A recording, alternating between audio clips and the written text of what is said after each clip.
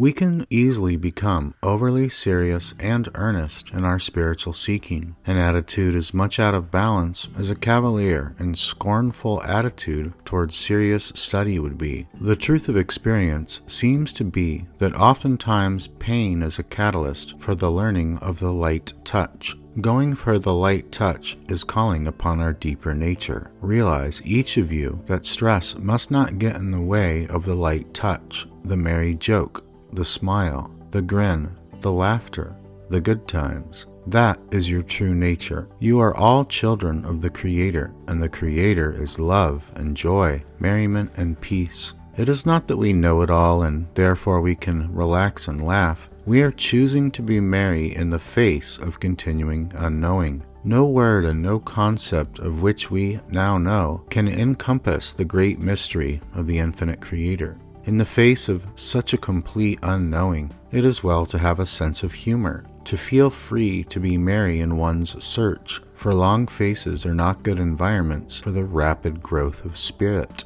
And as each within your often painful illusion must wear the long face from time to time, we hope to encourage in one's spiritual seeking that most blessed quality of joy. The very energy of laughter and the light touch is green and blue chakra level energy and is sacred. If you have difficulty feeling that laughter is holy, think back to the last time in which you laughed and laughed. Was there not a full feeling of receiving the expression of love, forgiveness, and healing within the heart of that laughter? Laughter is the fire's communication with the earth, as mercy is the rain's communication with the earth. Laughter first burns away pain, then it builds golden castles and offers to the joyous recipient the universe.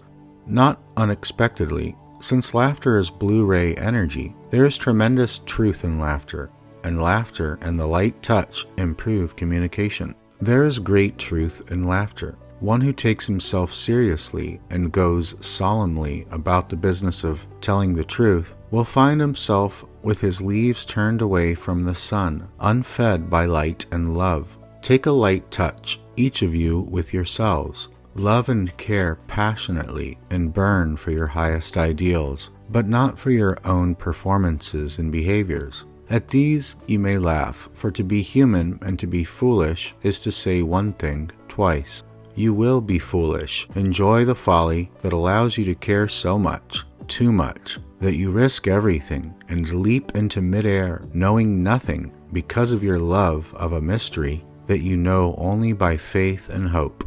Along with most wanderers and outsiders, I have an irresistible and unavoidable sense of humor. I love to laugh. I see a cartoon in every scene that unfolds before my eyes, no matter how fraught with difficulty. Mary, too, a woman who has certainly had enough tough catalysts in her life for 3 or 4 people, agrees. Do wanderers have a warped, outrageous sense of humor? I know I do. That's one of the things that keeps me going. That which your peoples call the sense of humor is, indeed, most helpful to any entity, no matter the position upon the path or the placement within the life pattern. We see that which you call the sense of humor as being a sense of proportion, where an entity is able to gain enough experience within the life that one may see a broader view. One stands upon a somewhat more elevated position, building experience upon experience, until that which you call wisdom is begun. In terms of working with the self, we are told to deal with ourselves very gently. As each seeks to be of service, each need not treat himself harshly, if at times he comes short of his expectations of how he should help others, or if others fail to respond to his attempts at service as he would have expected them to.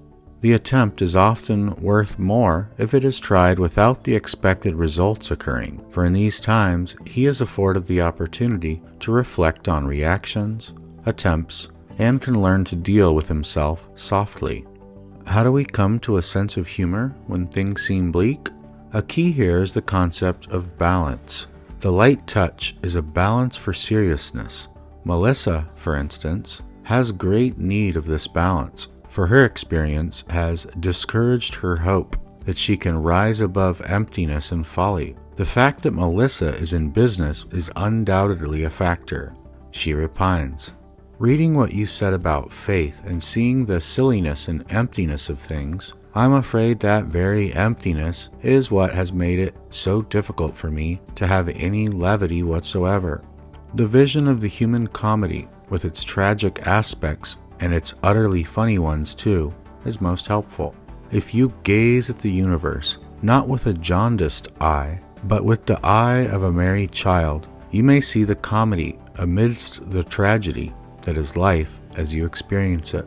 The light touch, the sense of humor, is extremely helpful in lightening stress. To laugh is to be within the kingdom of heaven. To be in close love and harmony with another is to experience the bliss of that heavenly kingdom.